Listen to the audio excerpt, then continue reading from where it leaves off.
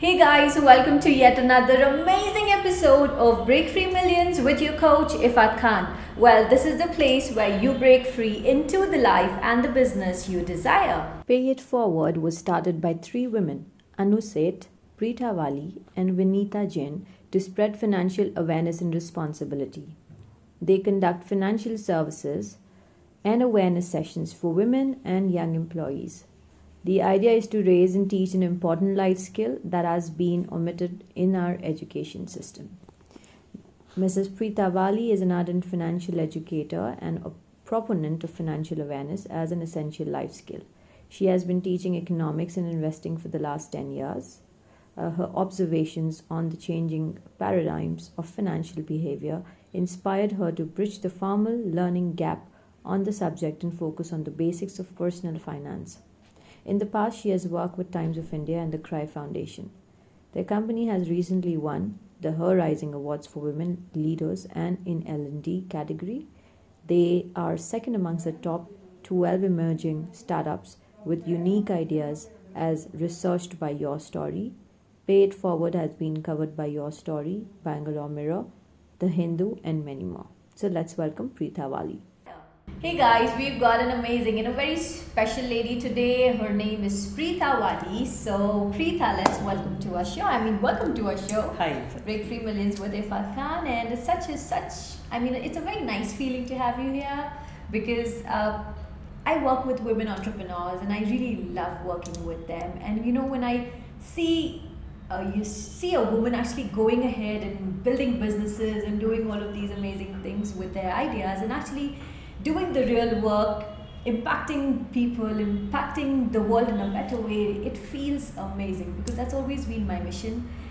And that's what I look forward to. And connecting with you was really awesome. So I wanted you to go ahead and I want you to go ahead and share something more about your journey. And how did you go about bringing, Pay It Forward to the place where it is today? And how did you actually start this? Let me, just tell me something more about yourself and how did you go about starting Pay It Forward? Okay, firstly, thank you for having me on the show. You're most welcome. It all started actually when I moved from Calcutta and I started teaching. You're from Calcutta? Brilliant. Yeah, my husband was posted there. So when we got transferred here and I started teaching women on personal finance. It's more on basics of investments and actually my journey till there was that I myself never knew earlier, and I'm a journalism and mass comm student, and then I got interested because I joined a course in Calcutta, and then I realized how important it was because we had some financial issues when I was a kid. So I realized the importance of women learning about investments and stock markets or mutual funds or generally personal finance as a basic subject which they should know. So when I came here, I started teaching the subject. And who did you go about teaching? So this is for women. They could be entrepreneurs, they could be housewives, could be anybody. Nice. So the classes were only for women.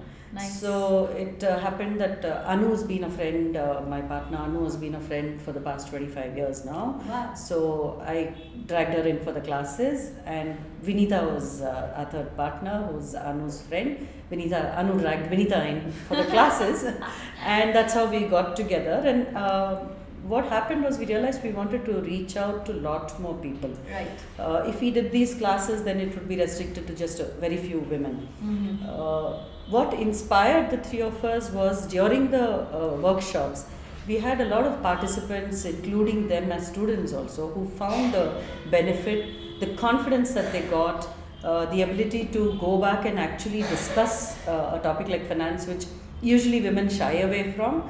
There's so many gender stereotypes around it, right? Yes, I have not seen most women actually talking about finances, but the thing is, like finances when it comes to actual finances, when you talk about money management and things like that, but on the core what I believe is that what I've seen is that this has been going on for ages together, that women Absolutely. have been managing finances. Absolutely. Women have been managing finances, and women have been taking care of the house as well, Absolutely. and the money as well. Yeah. But it's just that I would say the knowledge and the literacy on finance Yeah.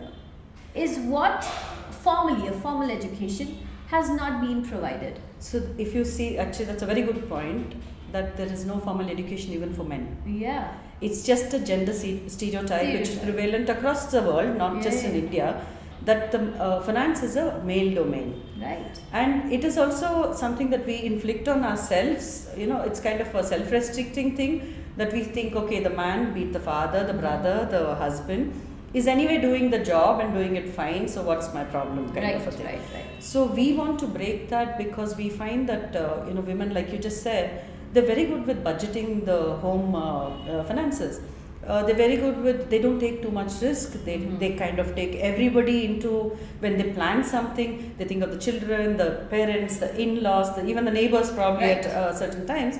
And they are better at planning, is what we thought. And we wanted to instill this in women, which we do during our workshops, that they have everything that is required for personal finance, understanding it. And even if you're not actively participating, you should know what is there. You should know your rights as a woman.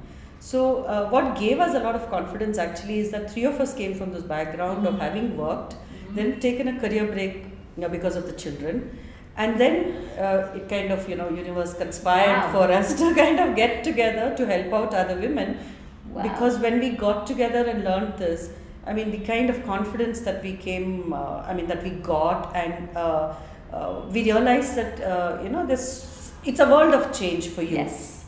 In the sense that, not just for your confidence level, but for even your relationships. You can help so many people. You can, probably have a good conversation with the spouse, and a lot of other aspects. So we realized that we want to spread this and reach out to more women. So we decided to go to corporates and conduct the workshops, and we've got such an amazing response. And one of the you could say sad in a way, but one of the good things is that the ladies open out and they talk about their journeys, and then suddenly kind of they have an aha moment. Yeah, of course I need to know, and I can know more than anything. That is good. This is something really, really interesting, because now where we are heading in the world, where we are heading to, women want to become financially independent. Yeah. Women are doing amazing things. Absolutely. It's not the times where women are just, doing the household chores and then just being, busy with taking care of kids and all of that, which is beautiful. But then even apart from that, they would want to go out and do a lot of other things, like probably work, get a job, or maybe build a business, like how all of you guys have decided, which is amazing. You know why? Because there are so many women who've taken a career break, which I personally know, even a part of Femipreneur. There are so many women, and they really have the desire or the dream to actually go about doing something. And also maybe getting a job gets very difficult after that. After taking a break, getting back to work gets extremely difficult. Yeah. But I wouldn't say it's sad, but it is sad to an extent, right? But what you guys did was brilliant, that you got together and you formed a company where you were going about educating women on this, a topic which was kind of a taboo, I would say. Absolutely. Yeah, because women wouldn't even touch finances. It's always with the men. It's always, they take care of the finances and things like that. But this is beautiful, because now the awareness is going to increase more about finance. Because I come from an accounts background. I have worked in a bank, and I didn't find many women in there working in a bank. And also working in a bank, it was just a job. Yeah. You just do a job, but then end of the day when you go back home, no matter how well good of a banker you are, or which, if you're from a commerce stream and accountancy honors and things like that, you have a role back home. Yeah, you have a role back home, and even then you kind of, the interest, I would say the interest factor does not come, to save, to take care of the finances and things like that. Why do you think is that so? What in your opinion is that so? That why is that the interest factor does not come for so many women, when they know that they're extremely good at it, no doubt about it, they're good at that subject, but they're not aware about it. mostly, what do you think? Why must, what is the reason? Yeah, so what we have found, we've spoken to a lot of women also, and one of the first questions we ask in the women workshop is that, so do you look at the finances, and you have in a room of 70 to 100, there'll be 2 hands which probably would go up. While doing the workshop for men, everyone's hand is up. So we asked them why. So they say a couple of things that they themselves have said is that we don't know. Okay. Or we've not been told. Right. Or that it is difficult because it's full of numbers and I don't want to sit and crunch numbers. And then the other one is that maybe the spouse or whoever is not sharing with them. But they're probably not sharing because you don't know. You're not getting involved. And one of the biggest thing is lack of confidence. They are so low on self-confidence. So we've spoken to, say, CEOs, HR heads of companies and all. And there also we find, no, my husband handles, my father handles. You're handling such a big job. A doctor says, I can't. You know the entire anatomy. And then, I mean, that's so much tougher to study. It's funny, it's the irony, I would say. Total irony. And I'll tell you why. This is a very, very crucial thing which you brought about and which is quite vital. The self-confidence. I meet so many women, I speak with them, I coach them, they go about, but still the confidence is lacking. They just don't feel that they have the ability to go about doing all of this. They don't feel that they are confident in taking up these tasks. Maybe they feel that they would just probably wouldn't be able to do this as well as the the male counterparts. So that's something that we found in women when it comes to personal finance. Women taking the initiative, like even when we started, for example, finance is a male dominated industry. If you see, typically if you go for a presentation, it's been there for a long time, though we have some big bankers who are women, it's still largely male dominated. So if you go for a finance session which is done by a financial institution, largely you will find there'll be men there. Right. So the presentation is done by them, or the talk is given by them. So it comes as a nice, I would say, nice surprise to the audience when they see 3 women walking into the session, and that gave us a lot of confidence.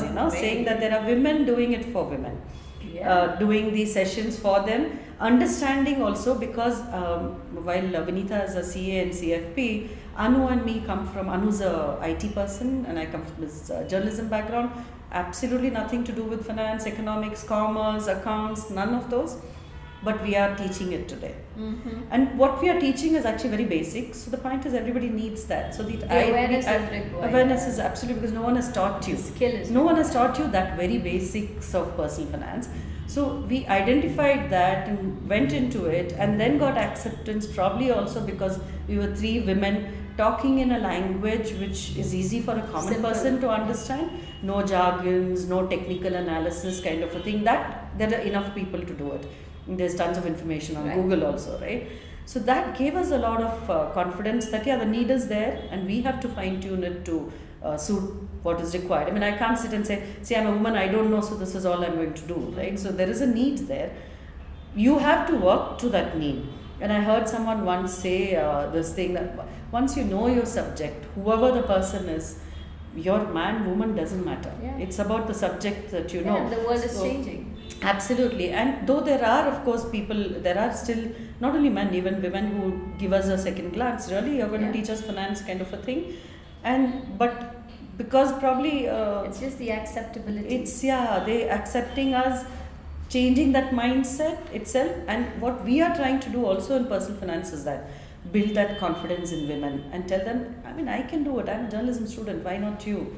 I know nothing about numbers and I'm a little scared of numbers too. So I'm quite sure you will do a good job. And those are IT people and can be from any industry, So what we try to do in our workshops is that, and what gave us the confidence is that we came after a break in our career, done a bit of the domestic thing that we needed to do, and then decided to move into doing something that we are today really so passionate about. Yeah, absolutely. And this would I would say, if we reach out to women who have taken a break, who are probably taking care of the household, and they want to do something, I mean, this is it. You guys are doing it. Absolutely. You guys are doing it, and you guys have been covered by media, and that's actually a good achievement for you guys.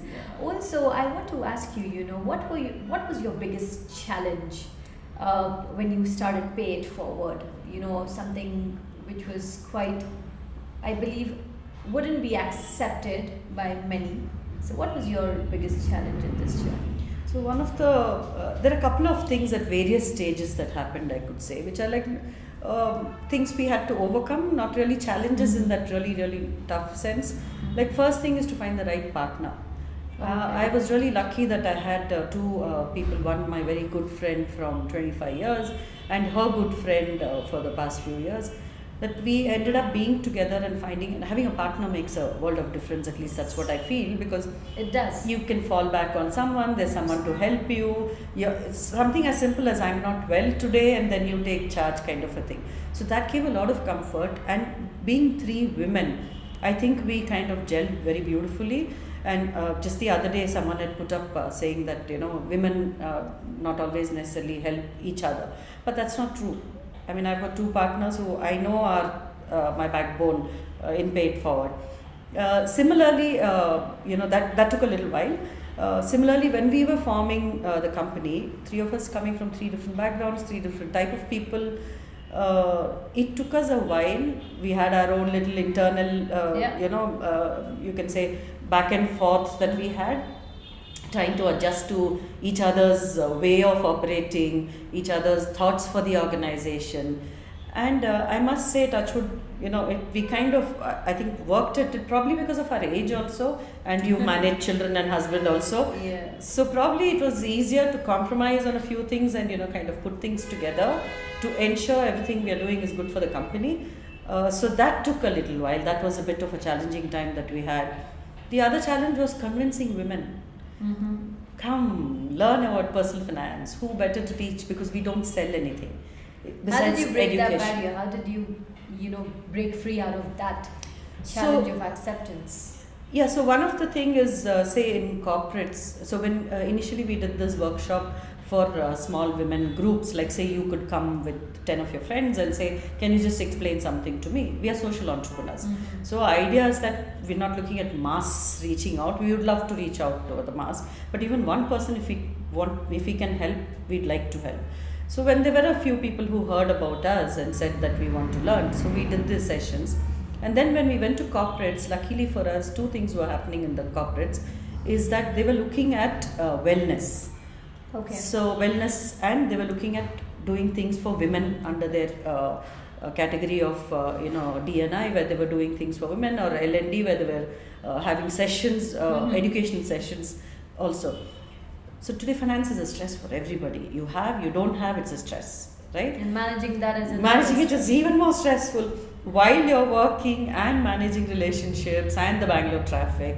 So what happened was that when we spoke to them about wellness, we realized that finance is a huge stress for everybody. So it has to be part of wellness. Right. So it's not necessarily that everything is fine with your portfolio, but it is also, or I'm earning a lot. It's not that. It's more of, am I doing the right thing? How will I know I did the right thing? Because I've not been taught. Till you make that mistake, you don't realize. So we go in saying that, don't make the mistake, we'll tell you what to do.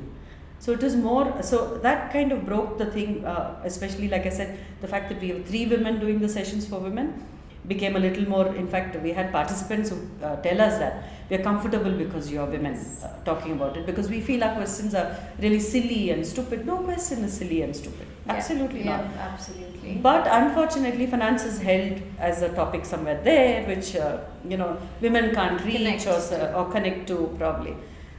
So when we started speaking simple language, and the HR today, a lot of women are there in HR, right? So that also, I guess, helped. When we would speak about, it's important for women to know, then they would connect with what we're saying, and they also understood that women talking to women will go down really well over, probably a man speaking from the industry. Since we are not from the industry, probably that also goes down well. And the women are understanding now. I must say, the younger generation, there are a lot of them who are looking at saving because they want to travel, they want to have various experiences. So that's kind of probably motivating some of the older generation. And I must say, during demonetization time also, women realized that they were saving all this while. Right. What were they doing? Saving for a rainy day, which is what your contingency planning is, that something could happen, so I might need some money. That is part of your financial planning. Right. So they were doing it. And you budget it.